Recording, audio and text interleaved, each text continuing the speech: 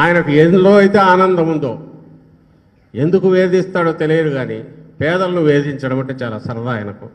రాష్ట్రానికి చీడలాగా తయారయ్యాడు, రాష్ట్రాన్ని ఎంతగా నాశనం చేశాడు అనేది 14-19 మధ్య పూర్తిగా చూపించాడు. మళ్ళీ వస్తే ఎట్లుంటుందనేది ఆల్రెడీ పెన్షనర్ల విషయంలో చూపిస్తే, ఈరోజు కొత్తది మళ్ళీ ఒకటి వచ్చింది. సాయంత్రమే మన ముఖ్యమంత్రి గారు కూడా ప్రస్తావించారు సభలో.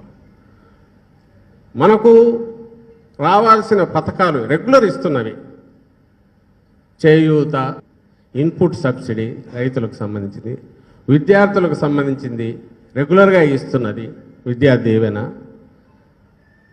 అలాగే 0 వడ్డీకి సంబంధించి 5-6కి సంబంధించిన పథకాలు పెడితే అవి వాటిలో విద్యా దీవెన, ఇన్పుట్ సబ్సిడీ ఎలక్షన్ల తర్వాత ఇచ్చుకోండి అని ఈరోజు లెటర్ వస్తుంది.